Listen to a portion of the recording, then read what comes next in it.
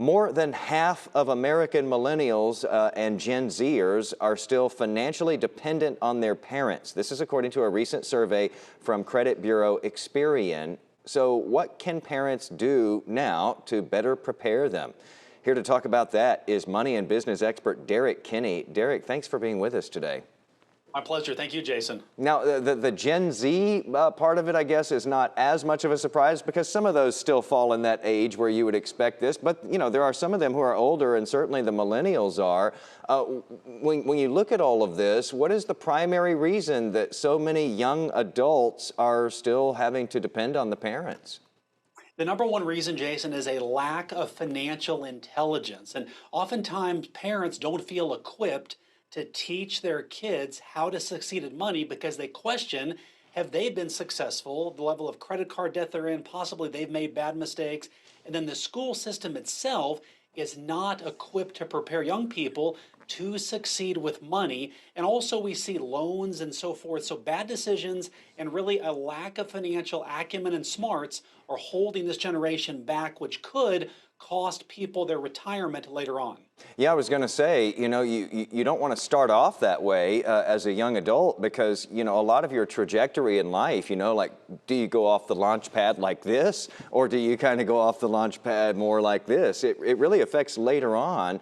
So this is a big deal. So in this survey, more than 2/3 of younger people said that they actually feel ashamed when they have to ask their parents for financial support. I guess we can understand that, but you know, what do you think is driving that? Is it pride? Is it just that they thought they'd do better than this? Yeah, this was part of the survey that I found very interesting. When you pull back the curtain a bit, it's not like this automatic entitled mentality so many people assume young people have, like my parents owe me this or I deserve this. They simply don't have the tools to be financially successful, and they do feel embarrassed, even not themselves asking mom or dad for the cash. And so, what this leads to is what can parents do, even if they don't feel equipped, to walk alongside their older kids, these young adults, to better prepare them for the future. So, while the past has passed, they still can help walk alongside them to make smarter decisions going forward. I think that's a very good point to point out that, you know, this doesn't just come from a sense of entitlement. This is something where they feel like they don't have another way but to ask mom and dad.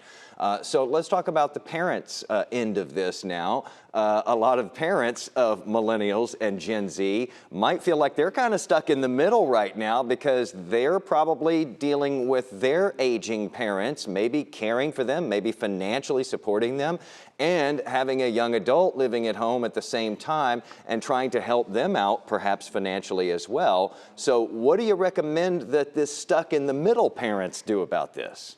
Well, one thing we know is the government does its fair share of bailing people out, but they don't bail people out of their retirement down the road. So if you're watching right now, when you feel the squeeze, the pressure of aging parents and caring for people you love, and also the pressure of caring for your kids, it's normal and very, very common, but make sure you put yourself first when it comes to your retirement.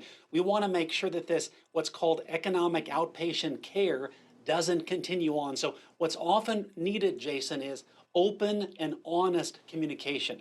Some family members can provide money, some can provide time.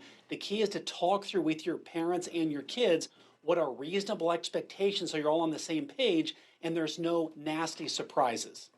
Interesting that you say on the same page because I have another question for you here, but I do want to point out when I talk to my kids about, you know, something I'm going to cover versus what they're going to cover or whatever, we write it down because I don't know about you, Derrick. I'm sure you probably have a way better system than I do, but everybody kind of forgets the details. And then a few months later, what do you mean I'm responsible for such and such? You are going to pay that. So you got to write this stuff down, and it helps if they'll even sign it or you text it to them just to make sure everybody's on that real same page there, because that can get ugly. I love that. So the last question I've got for you here, what can parents do to try to help their kids to become more financially independent? You know, it sounds like these kids, they want to be able to do this on their own. How does a parent help them, Derrick?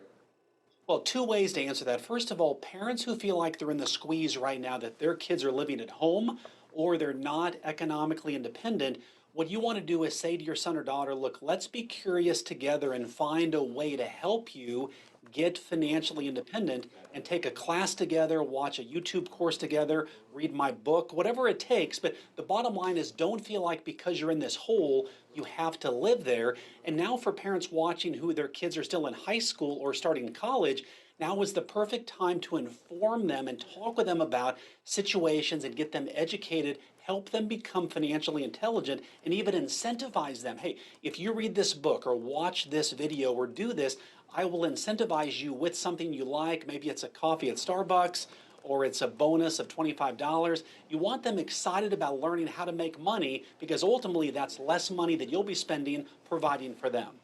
I find that having a coffee at Starbucks really is a good bribe to use for things like this. So you're spot on. Derrick, I can tell that you've got kids and you've had to have these talks. If you'd like to read the book, by the way, he's got the book. It's called Good Money Revolution. CEO of Good Money Framework, Derrick Kinney, giving us some sage advice again this afternoon. Thanks for that, Derrick. My pleasure. Thank you, Jason.